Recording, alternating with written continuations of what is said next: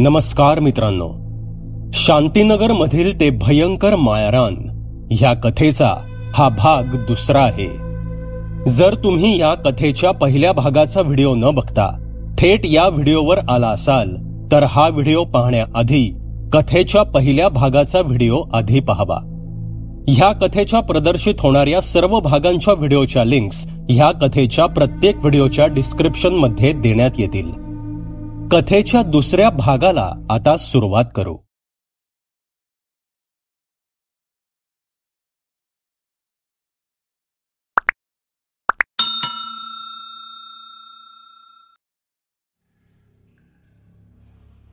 ते मागील काळोखातून आकाशच्या अगदी जवळ पोचलं होतं. इतक्यात सोसायटीच्या रस्त्यावर कुणाचा तरी वाचवा वाचवा असा मोठ्याने ओरडल्याचा आवाज आला. तो आवाज आकाशच्या बंगल्यासमोरील मंदिराजवळून येत होता. आकाश अगदी वेगात त्या आवाजाच्या दिशेने धावला. त्यानं पाहिलं तर तो मंदिरासमोर बसून असणारा वेडसर माणूस ओरडत होता आणि आकाशला बघून तो अचानक हसायला लागला. अच्छा, हा ओरडत होता. ह्या वेड्याच्या नादी लागून काय उपयोग, असा विचार करून आकाश काहीसा चिडूनच गेटमधून आत गेला. प्रकाशाच्या किनाऱ्यावर येऊन थबकलेले ते लुकलुकते चांदीचे डोळे मात्र फारच खुन्शी होऊन त्या वेड्याकडे बघत होते. त्या मिट्ट काळोखात अगदी हलक्या आवाजात फणकाराचा, बिभत्स चित्काराचा भास होत होता. खरं तर ते लुकलुकते डोळे आकाशकडे झेपावताना पाहून तो वेडा मुद्दाम ओरडला होता. एकदा का आकाश विजेच्या दिव्यांच्या प्रकाशात आल्यावर मग कसलीही भीती नाही हे त्या वेड्याला माहीत असावं, म्हणूनच तो त्या लुकलुकत्या डोळ्यांकडे बघून मनसोक्त हसत होता. त्या वेड्याच्या हसण्यात एक विजयाची भावना होती, पण ती भावना किती काळ टिकणार होती. रात्र होताच तिथला काळोख जणू प्रकाशाला खायला उठत होता. आज प्रकाशने जरी काळोखावर मात केली असली तरी ती मात आजच्या दिवसापुरतीच मर्यादित होती. चवताळलेल्या काळोखाने आज तात्पुरती माघार घेतली असली तरी तो उद्या पुन्हा येणार होता, कदाचित अजून हिंस्र, अधिक शक्तिशाली बनून. सानप कुटुंबीय बन्सल व्हिलामध्ये येऊन आता 10 दिवस होऊन गेले होते. सानपांनी आकाशचे ऍडमिशन शहरातील एका नामांकित कॉलेजमध्ये केलं होतं. ते कॉलेज शांतीनगर भागापासून 3 किलोमीटर शहरात होतं. आकाश आपल्या बाईकवरून ये जा करत होता. कॉलेजमध्ये हळूहळू त्याच्या ओळखी होत होत्या. तो आता ग्रॅज्युएशनच्या शेवटच्या वर्षाला होता. तो सायन्समध्ये ग्रॅज्युएशन करत होता. इलेक्ट्रॉनिक्स हा त्याचा विषय होता. आकाश मुळातच एक हुशार विद्यार्थी होता. नवनवीन इलेक्ट्रॉनिक गॅजेट्सची माहिती मिळवणं, छंद म्हणून निरनिराळी इलेक्ट्रॉनिक किट्स बनवणं हे त्याचे आवडते उद्योग होते. प्रत्येक गोष्टीच्या मुळाशी जाऊन ती समजावून घेणं हा त्याचा स्वभाव होता. जिज्ञासा त्याला गप्प बसू देत नसे, त्यामुळे नवनवीन गोष्टी जाणून घेण्यात त्याचा वेळ जायचा. सकाळी भरभर आटपून आकाश आता कॉलेजमध्ये पोचला होता. कॉलेजच्या गेटजवळील चहाच्या टपरीवर रोहन त्याचीच वाट पाहत बसला होता. कॉलेजच्या पहिल्या दिवशीच आकाशची रोहनशी ओळख झाली होती. रोहन शांतीनगर जवळच असलेल्या टेंभी नाका परिसरात राहत होता. कॉलेजच्या पहिल्या दिवशी रोहनने आकाशला बऱ्याच गोष्टीत मदत केली होती, त्यामुळे हळूहळू दोघांची चांगलीच गट्टी जमली होती. आकाशला पाहत रोहनने हात केला. आकाशने लगेच आपली बाईक बाजूला लावली आणि ते चहा घेऊ लागले. चहा घेत इकडच्या तिकडच्या गप्पा मारून झाल्यावर ते उठले आणि कॉलेजच्या गेटच्या दिशेनं निघाले. त्यांच्या लेक्चरची वेळ झाली होती. सायंकाळी 4:30च्या दरम्यान प्रॅक्टिकल्स संपली तसे ते दोघे जण कॉलेजच्या गेटमधून बाहेर येऊन टपरीवर चहा घेऊ लागले. आज त्यांच्या सरांनी त्यांना प्रोग्रॅमिंगबद्दलची एक नवीन असाइनमेंट दिली होती. प्रोग्रॅमिंगमध्ये आकाश फारच हुशार होता, त्यामुळे रोहन त्याला म्हणाला, मी काय म्हणतो आकाश, तू माझ्या घरी चल, आपण दोघं मिळून असाइनमेंट कंप्लीट करू आणि मग तू तुझ्या घरी जा, काय म्हणतोस? आकाश मुळातच थोडा बुजरा आणि काहीसा एकलकोंडा असल्याने तो शक्यतो कधी कोणाच्या घरी जात नसे, त्यामुळे तो रोहनला म्हणाला, अरे त्यापेक्षा तूच का नाही येत माझ्यासोबत माझ्या घरी? आई आणि मी दोघेच घरी असतो यावेळी. बाबा यायला अजून उशीर आहे. माझ्या रूममध्ये बसून असाइनमेंट कंप्लीट करू. मग हवं तर मी परत सोडतो तुला बाईकवरून तुझ्या घरी. आकाश शांतीनगरमध्ये राहतो हे रोहनला माहीत होतं. त्यामुळे तो काहीसा ऑकवर्ड होऊन म्हणाला, शांतीनगरमध्ये? नको नको, त्यापेक्षा तू माझ्या घरी येत असशील तर बघ. मी तिकडे शांतीनगरमध्ये गेलो हे जर माझ्या घरी कळालं तर माझी आई उगाच किरकिर करेल. अनावधानाने बोलून गेलेल्या रोहनच्या या वाक्याने आकाश काहीसा दचकला आणि तो उत्सुकतेने विचारू लागला, का रे, शांतीनगरमध्ये असं काय आहे की तुझी आई एवढी चिडेल? आम्ही राहतोय तिथे गेल्या 10 दिवसांपासून. चांगला एरिया आहे, शहराच्या धकाधकीपासून दूर आणि शांत असा एरिया आहे. खरं तर मला याआधी सुद्धा हा अनुभव आला आहे. मी शांतीनगरमध्ये राहतो हे सांगितल्यावर लोक थोडी विचित्र नजरेने माझ्याकडे बघतात. ह्यामागचं नेमकं काय कारण आहे हे मला तुला विचारायचंच होतं. आज विषय निघालाच आहे तर मला ह्याबाबत नीट सांग. आकाशच्या या वाक्यांनी चपापलेला रोहन दबक्या आवाजात बोलू लागला, हे बघ आकाश, मी तुला काही घाबरवायचं म्हणून सांगत नाहीये किंवा मस्करी करत नाहीये. त्या शांतीनगर भागात गेल्या 1.5-2 वर्षांपासून विचित्र घटना घडतायत. नेमकं काय कारण आहे हे कोणालाच माहीत नाही, पण तिथे गेल्या 1.5-2 वर्षांपासून लोक एकतर गायब होतात किंवा विचित्र पद्धतीने मेलेल्या डेड बॉडी सापडतात. आजवर त्या भागात 8-10 लोक मेले तरी आहेत किंवा गायब तरी झाले आहेत. तुला खोटं वाटत असेल तर या चहावाल्या गणूला विचार. तसे इतका वेळ शांतपणे दोघांचे बोलणे ऐकणारा गणू मान उंचवून आकाशकडे बघत बोलू लागला, हा भाऊ, ती जागा भुताटकीची आहे असं म्हणतात लोक. पोलीस गेले 2 वर्ष तपास करतायत पण अजून त्यांना काहीही मिळालं नाही. तुम्ही लोक जरा सांभाळून राहा. काहीतरीच काय, असं भुताटकी वगैरे काही असतं का?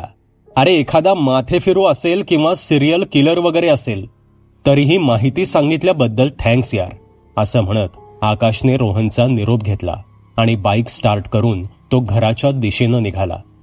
तिकडे सानप साहेब जणू कामात गढून गेले होते.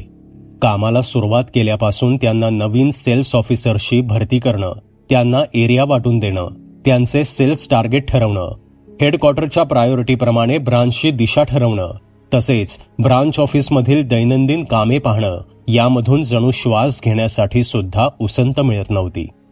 गेल्या 10 दिवसात त्यांनी महत्वाची बेसिक कामं उरकून घेतली होती.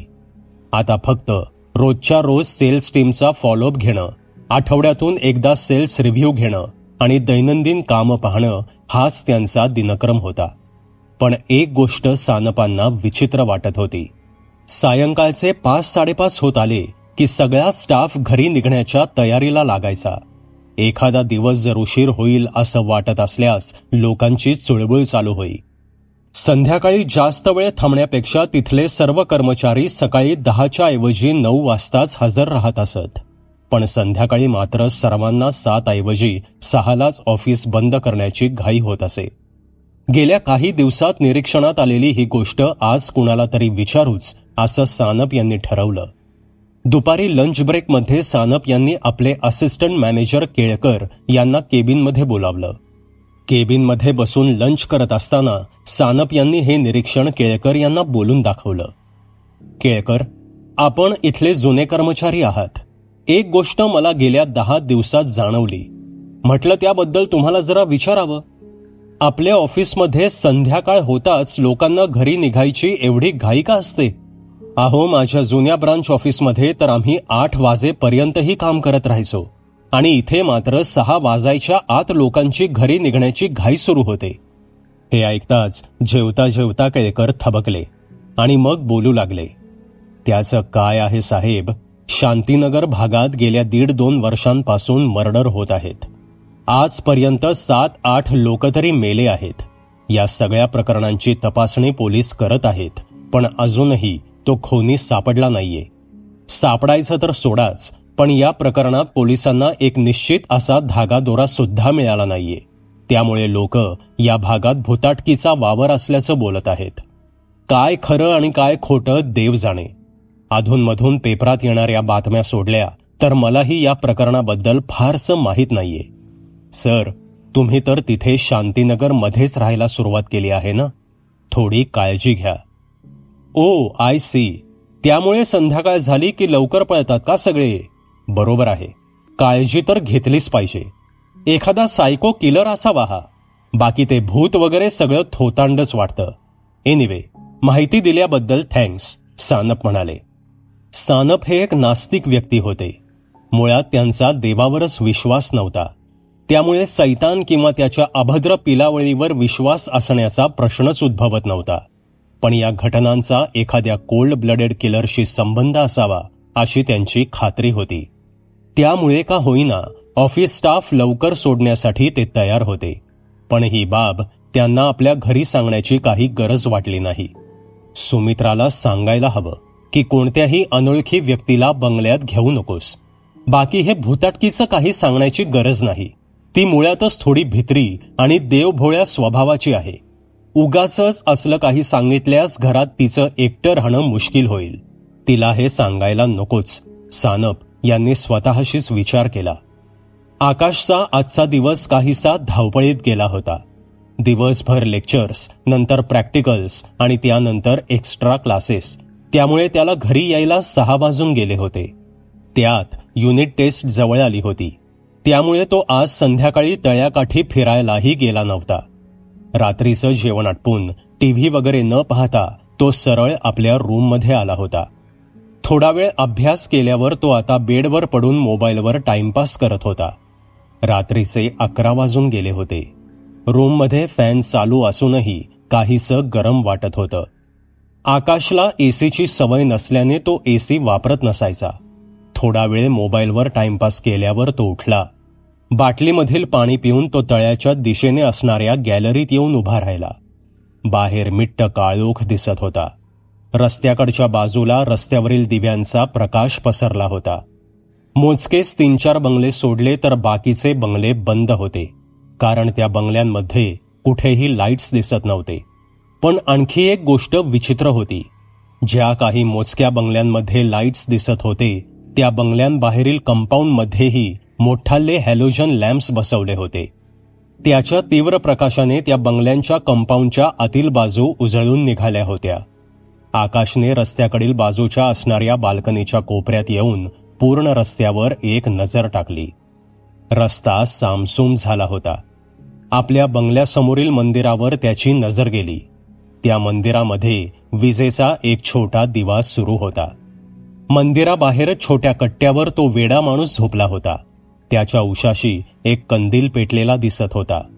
तो LED असलेला चार्जिंगवर चालणारा एक इलेक्ट्रॉनिक कंदील होता. आकाशला हे थोडं विचित्रच वाटलं. दिव्यांच्या प्रकाशात झोपला असताना सुद्धा कोणी कंदील चालू ठेवेल का? त्याचा तरी काय दोष म्हणा, वेडाच आहे तो. स्वतःशीच विचार करत आकाश हसला. इतक्यात त्यानं पाहिलं तो वेडा फक्त आडवा पडला होता. तो झोपला नव्हता. आकाश दिसताच तो उठून बसला. तो आकाशकडेच पाहत होता आणि हाताने कसले तरी इशारे करत होता. बहुधा तो आकाशला खोलीत आत जाण्याचा इशारा करत असावा. आकाशला काहीही समजत नव्हतं आणि तसेही त्याच्याकडे लक्ष देण्याची आकाशला गरज वाटत नव्हती.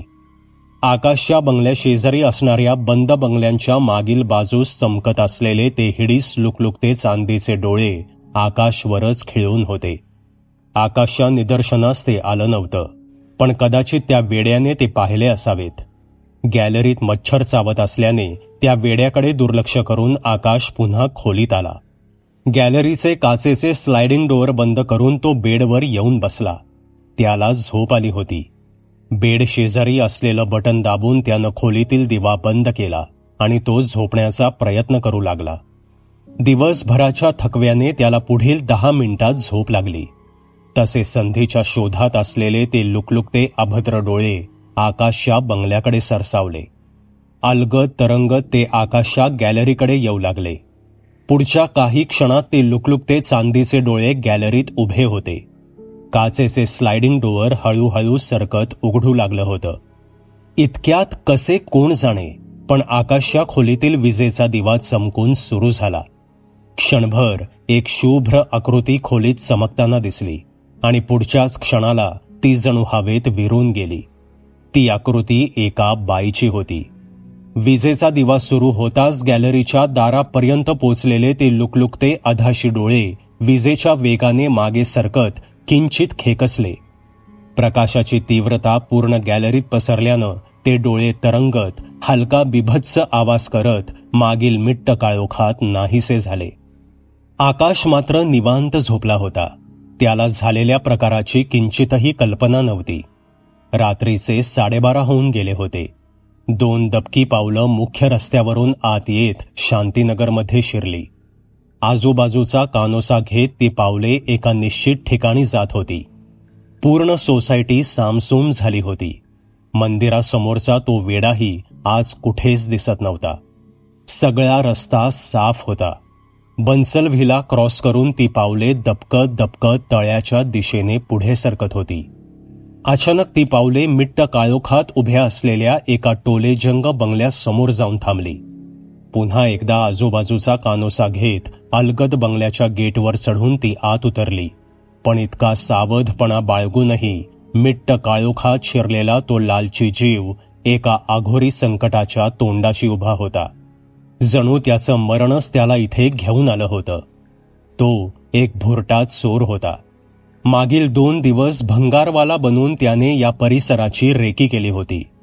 दिवसाही काहीसा निर्जन वाटणारा हा परिसर रात्री डल्ला मारायला खूपच सोपा होता. हा भुरटा शहरात नवीन होता. त्याला शहरात येऊन 3च महिने झाले होते. या परिसराबाबतच्या भुताटकीच्या काही गोष्टी त्याच्या ऐकिवात होत्या. पण प्रत्येक शहरात अशा अफवा असतातच असं म्हणत त्याने त्याच्याकडे दुर्लक्ष केलं होतं. त्याने निवडलेला बंगला बंद होता. पण आतमध्ये निश्चितच काही ना काहीतरी मिळणार ह्याची त्याला खात्री होती. त्यामुळे सोबत कोणालाही न घेता त्याने एकट्यानेच डल्ला मारण्याचा प्लॅन केला होता. गेटमधून आत येत तो दबक्या पावलांनी बंगल्याच्या पोर्चकडे सरसावला. इकडे बंगल्याच्या मागील कोपऱ्यात दबा धरून बसलेले ते चंदेरी डोळे वेगाने सरकत बंगल्याच्या पुढील भागाकडे येऊ लागले. सोबत आणलेल्या हत्याराने तो चोर त्या अंधारात मुख्य दरवाजा उघडण्याची खटपट करू लागला. उजेड करून त्याला चालणार नव्हतं.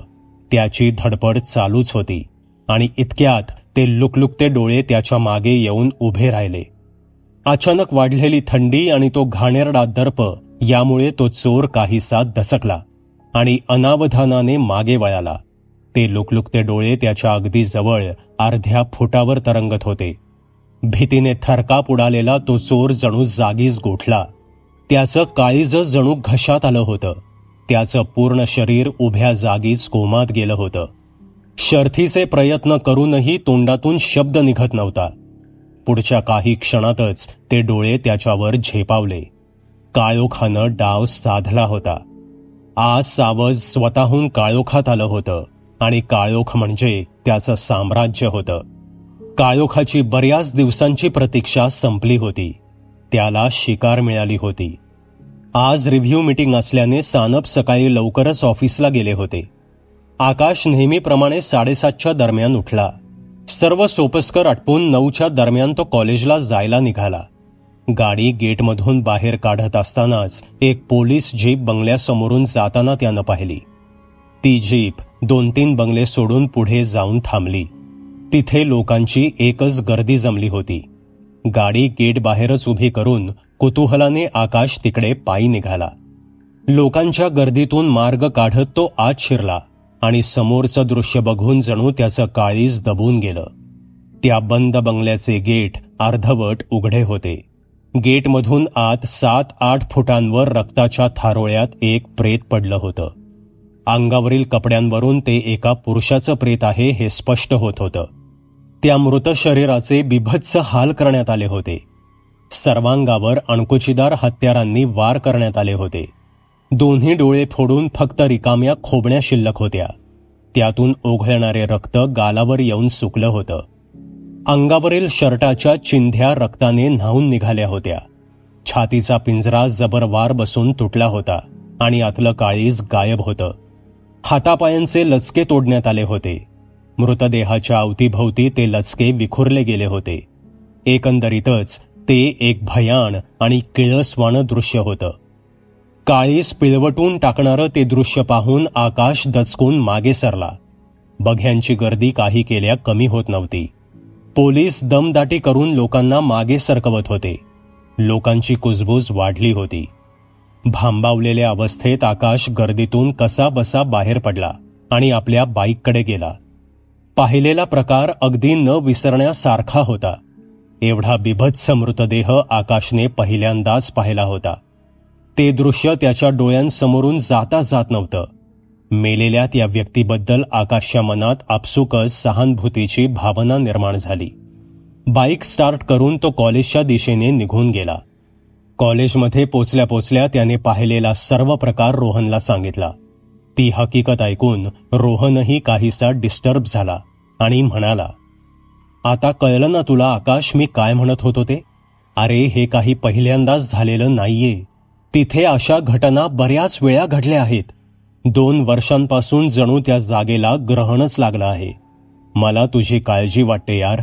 जपून राहा आणि घरच्यांचीही काळजी घे. आजच्या या प्रकाराने आकाश काहीसा अबोल झाला होता. नेमकं काय चालू आहे या शांतीनगरमध्ये याचा छडा लावायलाच पाहिजे, मनाशी त्याने असा ठाम विचार केला. संध्याकाळी 5च्या दरम्यान आकाश कॉलेजवरून परत आला. गेटमधून बाईक आत नेताना त्याने न राहून त्या बंगल्याकडे नजर टाकली. तिथे 2 पोलीस कॉन्स्टेबल्स उभे होते, पण बघ्यांची गर्दी नव्हती. कदाचित ते पार्थिव पोलीस घेऊन गेले होते. गाडी पार्किंगमध्ये लावून आकाश बंगल्यात शिरला. आपली बॅग रूममध्ये ठेवून फ्रेश होऊन तो खाली हॉलमध्ये आला. सुमित्राबाईंनी त्याला कॉफी दिली. कॉफी घेऊन तो उठला. सकाळी पाहिलेला तो प्रकार काही केल्या तो विसरू शकत नव्हता. डोकं थोडं थंड करण्याची गरज होती. मी थोडं फिरून येतो असं सांगून तो घराबाहेर पडला. तो आता त्या तळ्याकडे निघाला होता. पायी चालत चालत आता तो त्या बंगल्यासमोर पोचला. 2 क्षण थांबून त्याने तिकडे नजर टाकली. मृतदेह तिथे नसला तरी उन्हाने सुकून गेलेला रक्ताचा सडा मात्र तसाच होता. तो सडा पाहून आकाशचं सर्वांग शहारलं. नेहमीप्रमाणे सायंकाळच्या फेऱ्या मारणारे ते आजोबा आकाशच्या शेजारूनच निघून गेले, पण त्याचे त्यांच्याकडे लक्षच नव्हते. भराभर पावले उचलत तो तळ्याकडे निघाला. तरातरा चालत तो तळ्यापाशी पोचला आणि न थांबता थेट पाण्यात उतरला. थंडगार पाणी ओंजळीत भरून त्याने तोंडावर पाण्याचे भपके मारले. खिशातल्या नॅपकिनने तोंड पुसून घेतलं तसं त्याला थोडं बरं वाटलं. पाण्यातून बाहेर येत तो गुलमोहराच्या झाडाखाली जाऊन खडकावर बसला. त्याच्या डोक्यात सकाळी पाहिलेला प्रकारच घोळत होता. एवढ्या भयानकपणे कोणी मारतं का कोणाला? हा काय प्रकार आहे? इतका किळसवाणा? पण अंगावरील त्या जखमा पाहिल्यावर ते कोण्या माणसाचं कृत्य वाटतच नाहीये. पण माणूस नाही तर कोणी केलं असावं? कुण्या जंगली जनावरानं तर केलं नसेल. पण मग तो माणूस मदतीसाठी का ओरडला नाही? आणि जर ओरडला असेल तर त्याचा आवाज कुणी ऐकला कसा नाही? नेमकं काय घडतं इथे? लोक का घाबरतात या परिसरात यायला? हे नक्कीच काहीतरी गौडबंगाल आहे. आपणही राहतो इथे. आज जे त्या माणसाच्या बाबतीत घडलंय, उद्या ते आपल्या बाबतीत, आपल्या घरच्यांच्या बाबतीतही घडू शकतं. या गोष्टीचा काय तो छडा लावलाच पाहिजे. आजचा प्रकार बाबांनाही सांगायला हवा. थोडं सावध राहायला हवं. आजूबाजूचा निसर्ग जणू आकाशला कवेत घेऊ पाहत होता, पण आकाशचं आज तिकडे लक्ष नव्हतं. तो आपल्याच विचारात गढून गेला होता. आता सूर्य मावळतीकडे झुकला होता. त्याचा तेजोमय प्रकाश नाहीसा होऊन एक लाल बिंब उरलं होतं. केव्हाही अंधार पडेल असं वाटत होतं. आकाश उठला आणि घराकडे निघाला. रात्री आकाशने न राहून सानपांसमोर सकाळचा विषय काढला. सानपांच्या कानीही ती बातमी आली होती. सुमित्राबाईंना मात्र नेमकं काय झालंय याची काही कल्पना नव्हती. आकाशने जेव्हा झालेला प्रकार कथन केला ते ऐकून सुमित्राबाई फारच चिंतित झाल्या. त्यांची ती चिंतामग्न मुद्रा पाहून सानप म्हणाले, अगं सुमित्रा, अशी घाबरून जाऊ नकोस.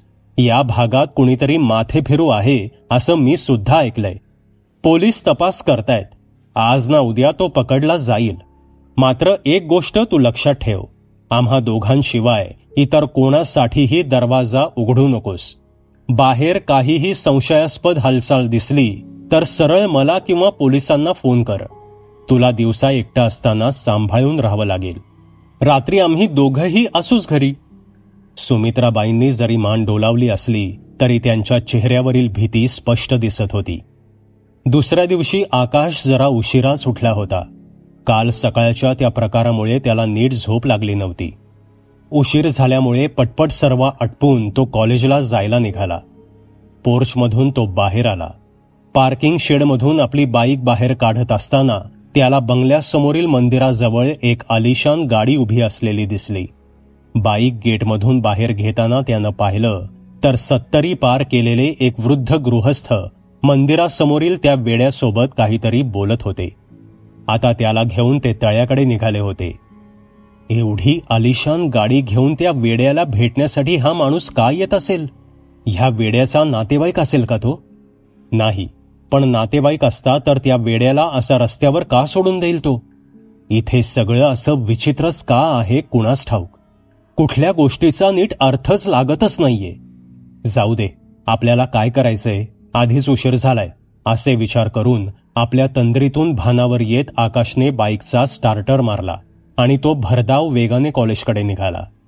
इकडे घरातील सगळी कामे आटपून सुमित्राबाई दुपारी थोडा वेळ टीव्ही पाहत बसल्या होत्या. रात्री सानप घरी परतल्यावर केवळ न्यूज चॅनल्स लावले जात असत. त्यामुळे सुमित्राबाईंना कोणतीही कौटुंबिक धारावाहिक पाहता येत नसे. पण दिवसा मात्र त्या घरी एकट्या असायच्या आणि रात्रीच्या सर्व धारावाहिक दुसऱ्या दिवशी दुपारी रिपीट टेलिकास्ट होत होत्या. त्यामुळे दुपारी सर्व कामे आटपून सुमित्राबाई आवडीच्या सर्व धारावाहिक पाहत असत. मग दुपारी 1:30-2च्या दरम्यान त्या जेवण करत असत आणि मग थोडा वेळ झोप काढून 4-5च्या दरम्यान उठत असत. हा जणू त्यांचा दिनक्रमच झाला होता. नेहमीप्रमाणे आजही त्या सोफ्यावर बसून आपल्या आवडत्या धारावाहिक पाहत होत्या. त्यांच्या आवडीची धारावाहिक सुरू झाली होती. प्रसंग अगदी रंगात आला होता आणि इतक्यात त्यांना घरच्या एका बेडरूममधून किशोरवयीन मुलीचा आवाज आल्याचा भास झाला. त्या काहीशा दचकल्या. हातातील रिमोटने त्यांनी टीव्हीचा आवाज म्यूट केला. सोफ्यावर तशाच बसून त्या कानोसा घेऊ लागल्या. 10-15 सेकंदात पुन्हा तो आवाज आला. आवाज ऐकताच सुमित्राबाईंच्या काळजाची धडधड वाढली. कारण घरात त्या एकट्याच होत्या. त्यामुळे घरातून असा आवाज येणं शक्यच नव्हतं. पण आवाज तर आला होता आणि तो सुद्धा 2 वेळा. त्यांच्या हातापायात थंड शिरशिरी आली. काहीच न सुचल्यामुळे त्या तशाच बसून राहिल्या. पण तो आवाज पुन्हा आला. सुमित्राबाईंनी चटकन टिपॉयवर ठेवलेली आपली जपमाळ हातात घेतली आणि तोंडातून शिव शिव शिव असा शिवनामाचा जप करत त्या उठल्या. त्यांनी पुन्हा एकदा आवाजाचा कानोसा घेतला. आवाज बेडरूमच्या दिशेनेच येत होता. अंगातलं सगळं बळ एकवटून श्वास रोखत त्या बेडरूमकडे निघाल्या. मुखात अखंड शिवनामाचा जप चालू होता. बेडरूमचा दरवाजा उघडाच होता. धडधडत्या काळजाने त्यांनी एक पाऊल आत बेडरूममध्ये टाकलं आणि किंचित झुकून बेडकडे पाहिलं. पुढच्या 2 क्षणांसाठी त्यांना जाणवलं की 4 डोळे त्यांच्या दिशेने रोखले गेले होते आणि पुढच्या क्षणाला ते गायबही झाले होते. त्या बेडवर त्यांना एक बाई दिसली होती. ती मांडी घालून बसली होती आणि तिच्या मांडीवर डोकं ठेवून एक किशोरवयीन मुलगी झोपली होती. त्या दोघींकडे पाहता त्या मायलेकी असाव्यात असं वाटत होतं. सुमित्राबाईंनी बेडकडे पाहताच त्या दोघी मायलेकींनी सुद्धा सुमित्राबाईंकडे पाहिलं होतं आणि पुढच्या 2 क्षणात त्या गायब झाल्या होत्या. आपण पाहिलेल्या प्रकाराचे नेमके आकलन करता करता सुमित्राबाईंचा जणू श्वासच गोठू लागला होता. त्यांना प्रचंड धाप लागल्याचा भास झाला. भिंतीचा आधार घेत धडपडत कशाबशा त्या देवघरापर्यंत पोचल्या. देव्हाऱ्यासमोर जाऊन त्या फतकल घालून बसल्या. धडधडत्या काळजावर नियंत्रण ठेवत मुखातून अखंड शिवनामाचा जप करत न जाणे किती वेळ त्या तिथेच बसून राहिल्या. सायंकाळी 5च्या दरम्यान दारावरील बेल वाजल्यानं सुमित्राबाई नाईलाजाने उठल्या आणि देवघरातून बाहेर येत त्या मुख्य दाराच्या दिशेनं निघाल्या. दरवाजा उघडायला उशीर लागत असल्याने बाहेर उभा असलेला आकाश उतावीळ होऊन सुमित्राबाईंना आवाज देत होता. सुमित्राबाईंनी लगबगीने दरवाजा उघडला. आकाशला आत घेत त्यांनी पटकन दरवाजा लावला आणि आकाशचा हात पकडून त्याला त्या सोफ्याकडे घेऊन गेल्या. आकाशला सोफ्यावर बसवून त्या स्वतः त्याच्या बाजूला बसल्या. सुमित्राबाईंचं हे वागणं काहीसं विचित्र होतं. त्यांचा चेहराही नेहमीसारखा प्रसन्न वाटत नव्हता. आकाशने आपल्या आईच्या चेहऱ्यावरचे ते भाव टिपले आणि न राहून त्यानं विचारलं, आई, काय झालं? काय प्रॉब्लेम आहे का? तुझी तब्येत ठीक आहे ना? तसे आकाशचा हात हातात घेत थरथरत्या स्वरांनी त्या बोलू लागल्या, आकाश, एक गोष्ट मला आज दुपारी दिसली. म्हणजे मी पाहिलं ते तसंच होतं की मला भास झाला हे नक्की सांगता येणार नाही. पण मला हे कुणाला तरी सांगावंसं वाटलं म्हणून मी तुला सांगतेय. तुला तर यांचा स्वभाव माहीतच आहे. असलं काही सांगितलं तर ते चिडतील. दुपारी झालेला प्रकार थोडा विचित्रच होता. मी फार घाबरले होते. आईच्या या वाक्याने आकाश काहीसा घाबरला आणि गोंधळून सुद्धा गेला. त्याची उत्सुकता ताणली गेल्याने तो विचारू लागला, हे बघ आई, तू आधी शांत हो आणि मला नीट सांग काय झालंय ते. तसे सुमित्राबाईंनी दुपारचा सर्व प्रकार आकाशला तपशीलवार सांगितला. तो प्रकार ऐकून आकाशही काहीसा चिंतित झाला. घडलेला प्रकार विचित्र होता. आकाशला एक खात्री होती की आईने पाहिलेला प्रकार भास निश्चितच नसावा, कारण त्याची आई देवभोळी असली तरी आजपर्यंत तिने असला कोणताही प्रकार झाल्याचं त्याला सांगितलं नव्हतं. आज पहिल्यांदाच ती असं काही सांगत होती. तिच्या चेहऱ्यावरील भाव स्पष्ट सांगत होते की तिने नक्कीच घरात कोणाला तरी पाहिलं होतं. पण आकाश या बाबतीत हतबल होता. आपल्या आईची आपण नेमकी कशी मदत करू शकू हे त्याला समजत नव्हतं, कारण जगातले सगळे ज्ञान शाळेत शिकवलं जात नाही. या भौतिक जगाच्या पलीकडे असणाऱ्या दुसऱ्या एका समांतर जगात कितीतरी अगम्य आणि अतर्क्य अशा गोष्टी आहेत ज्या सामान्य माणसांच्या तर्काच्या पलीकडे आहेत. सुमित्राबाईंना मात्र या गोष्टीसाठी एकच उपाय माहीत होता, जो सर्वश्रुत होता. तो म्हणजे या सृष्टीच्या निर्मात्याचा नामजप करणं. म्हटलं तर अगदी साधा सरळ उपाय, पण तितकाच रामबाण असणारा हा उपाय न जाणे हजारो वर्षांपासून दुबळ्या माणसाला काळोखापासून, त्याच्या हिडीस साम्राज्यापासून वाचवत आला होता. सायंकाळी 6:30च्या सुमारास सानप घरी आले. आकाश मात्र आल्यापासून आपल्या आईच्या अवतीभोवती घुटमळत होता. किचनमध्ये तिच्यासोबत राहून तिला मदत करत होता. सानप घरी आल्यावर प्रथम फ्रेश झाले आणि सवयीप्रमाणे हॉलमधील सोफ्यावर बसून त्यांनी न्यूज चॅनल सुरू केलं. सुमित्राबाई किंवा आकाशच्या वागण्यातील बदल त्यांना जाणवला नव्हता. ते निवांत टीव्ही बघत बसले होते. मध्येच एखादा फोन अटेंड करत होते. आकाशला मात्र आपल्या आईची काळजी वाटत होती. सुमित्राबाई दुपारपेक्षा आता बऱ्यापैकी स्टेबल झाल्या होत्या. रात्रीचं जेवण उरकल्यावर आईचा निरोप घेऊन आकाश आपल्या खोलीत आला. एकतर कालचा तो अभद्र प्रकार आणि आज आईसोबत घडलेली घटना, या दोन्ही प्रसंगांनी आकाशच्या मनात जणू विचारांचं वादळ उठलं होतं. आज तो अभ्यास तर करूच शकत नव्हता. त्याने थोडा वेळ मोबाईलवर टाइमपास करण्याचा प्रयत्न केला, पण मोबाईल सुद्धा त्याला जास्त वेळ खेळवून ठेवू शकला नाही. शेवटी त्याने मोबाईल हातातून बाजूला ठेवला आणि डोक्यातील वादळ शमवण्याचा प्रयत्न करत झोपेची वाट पाहत तो बेडवर तसाच पडून राहिला. पण काही केला त्याला झोप येत नव्हती. त्याच्या डोक्यात विचारांचं थैमान सुरूच होतं. आईला नक्की कोणीतरी दिसलं की भास झाला असावा. घरात तर तिच्याशिवाय अन्य कोणी असण्याचा प्रश्नच येत नाही. पण भास म्हणावं तर आईने आजवर अशी कोणतीही गोष्ट सांगितलेली नाही. सायंकाळी हा प्रकार सांगताना तिची होणारी थरथर पाहून असं वाटत होतं की तो भास नसावा. तिला नक्कीच कोणीतरी दिसला असावं. पण कोण असावी ती बाई आणि ती मुलगी?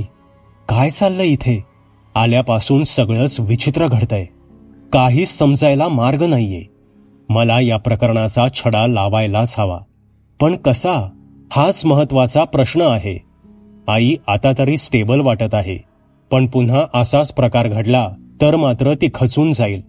मला काहीतरी करायलाच पाहिजे. कोणीतरी व्यक्ती शोधायलाच पाहिजे जी माझी मदत करेल. विचार करून करून आकाशचं डोकं जणू बधीर होत चाललं होतं. हळूहळू त्याच्या डोळ्यावर झोपेची तंद्री येऊ लागली. त्याने हात लांबवून बेडजवळचा स्विच बंद केला. तसा खोलीत अंधार पसरला. आणि हळूहळू आकाश झोपेच्या स्वाधीन झाला. सुमित्राबाईंसोबत तो प्रकार घडून आता आठवडा उलटला होता, पण या आठवड्याभरात मात्र असा कोणताही प्रकार पुन्हा घडला नव्हता. आता आकाश आपल्या आईची शक्य तेवढी काळजी घेत होता. तिला आधार देण्याचा प्रयत्न करत होता. सानप साहेब मात्र आपल्या कामात व्यस्त होते. घरीच चालू असलेल्या प्रकाराची त्यांना तसू भरही कल्पना नव्हती. सुमित्राबाई आता चांगल्या स्टेबल झाल्या होत्या, पण त्यांचा पूजापाठ मात्र वाढला होता. वेळ मिळेल तेव्हा त्या जपमाळ जपत होत्या. आई नॉर्मल होत आहे हे पाहून आकाश सुद्धा आता काहीसा सुखावला होता. पण मागील काही दिवसात घडलेल्या प्रकारांनी तो बेचैन होता. त्याला एक गोष्ट कळत होती की कोणतीही गोष्ट विनाकारण घडत नाही. मागील काही दिवसात घडलेल्या प्रकारांमागेही असंच काहीतरी गूढ आणि अगम्य कारण असावं, आणि या घटना त्या कारणामुळेच घडत असाव्यात. आकाशच्या जिज्ञासू डोक्यात विचारांची एक ठिणगी केव्हाच पेटली होती. ही ठिणगी जणू दिवस रात्र धगधगत होती. आकाशला ती रात्रभर जागवत होती, दिवसभर बेचैन करून सोडत होती. दुसऱ्या दिवशी दुपारी 2 वाजताच आकाशची कॉलेजमधील लेक्चर संपली. आज प्रॅक्टिकल नव्हतं, त्यामुळे आकाश 2:30 वाजताच घरी आला. आल्यावर त्याने आईसोबत जेवण केलं. आईला थोडी मदत करून तो आपल्या रूममध्ये जाऊन थोडा वेळ अभ्यास करत बसला. काही वेळ गेला. तसे थोडासा कंटाळ आल्याने 3:30च्या दरम्यान त्याने पुस्तक बंद केलं आणि मोबाईलवर टाइमपास करत तो बसून राहिला. 15-20 मिनिटात तो खाली हॉलमध्ये आला. सुमित्राबाई हॉलमध्येच बसल्या होत्या. आकाशला पाहून 5 मिनिटात त्या कॉफी घेऊन आल्या. कॉफी घेऊन आकाश सहज फेरफटका मारण्यासाठी तळ्याकडे निघाला. 4:15 होत आले होते. उन्हाची तिरीप अजूनही जाणवत होती. आकाश भरभर पावले टाकत सवयीप्रमाणे तळ्याच्या पाण्यात जाऊन पोचला. थंड पाण्याने तोंड धुवून बाहेर येऊन तो त्या गुलमोहराच्या झाडाखाली जाऊन बसला. आजूबाजूचा परिसर नेहमीप्रमाणेच निर्जन होता. 15-1 मिनिटे तिथे बसल्यानंतर त्याला काहीसं बोर वाटू लागलं. अजूनही 4:30ही झाले नव्हते. सूर्यास्तासाठी खूप वेळ होता. घरी जाऊनही बोरच होणार होतं. त्यामुळे तो तळ्याकाठाने चालत तळ्याच्या एका कोपऱ्याकडील त्या घनदाट जंगलाकडे जाऊ लागला. आकाशच्या कॉलनीचा रस्ता किंवा गुलमोहराच्या झाडापासून तळ्याकाठच्या कोपऱ्यातलं ते जंगल अंदाजे अर्धा मैल दूर होतं. आकाश तळ्याकाठाने चालत गवत पालापाचोळ्या तुडवत त्या जंगलाच्या दिशेनं निघाला होता. आजूबाजूचा परिसर निर्जन होता. समोरचं जंगलही शांत शांत भासत होतं. आता 4:30 होऊन गेले होते. उन्हाचा जोर क्षणाक्षणाला कमी होत असल्याचा भास होत होता. पायपीट करत आकाश स्वतःच्या तालात जंगलाकडे जात होता. पुढील 10-1 मिनिटात तो त्या जंगलाच्या अगदी जवळ पोचला. तळ्याकाठापासून सुरू होणारं ते जंगल आत खूप दूरवर पसरलं होतं. मोठमोठ्या डेरेदार झाडांच्या अकराळ विकराळ फांद्यांमुळे जंगलाची खोली समजणं अवघड होतं. अजून थोडं पुढे जावं असा विचार करत आकाश तळ्याकाठाजवळूनच सुरू झालेल्या त्या जंगलात शिरला. जंगलात पायवाट अशी काही नव्हतीच. तिथे लोकांची वर्दळ तर सोडाच, मानवी संपर्काचा कसलाही लवलेशही दिसत नव्हता. काट्याकुट्यातून सुकलेल्या पालापाचोळ्यातून मार्ग काढत तो पुढे सरकत होता. खरं तर त्याच्या या ॲडव्हेंचर सफरीला काहीच अर्थ नव्हता. बसून बोर होतंय आणि तळ्याच्या या बाजूला कधी आलोच नाहीये, त्यामुळे तो इथपर्यंत चालत आला होता. जंगलात अंदाजे 200 मीटर आत गेल्यावर तो थांबला आणि विचार करू लागला. एक तर जंगल फारच घनदाट होत चाललंय. त्यात कसलीही पायवाट दिसत नाहीये. जास्त आत जायला नको. बाहेर यायचा रस्ता सापडला नाही तर नसती पंचायत व्हायची. तळ्याकाठच्या गुलमोहराच्या झाडापासून तो जवळजवळ 700-800 मीटर दूर आला होता. त्यामुळे आकाशने आता जास्त पुढे न जाता पुन्हा मागे फिरण्याचा निर्णय घेतला. भाग 2 इथे समाप्त होतो. कथेचा 3रा भाग हा व्हिडिओ झाल्यावर तुम्हाला स्क्रीनवर दिसेल. तसे त्यावर क्लिक करावे. तसे 3ऱ्या भागाला सुरुवात होईल. धन्यवाद. सबस्क्राईब करा एटी स्टोरी टेलर चॅनलला आणि बेल आयकन दाबून ऑलवर क्लिक करा आमचे व्हिडिओज सगळ्यात आधी बघण्यासाठी.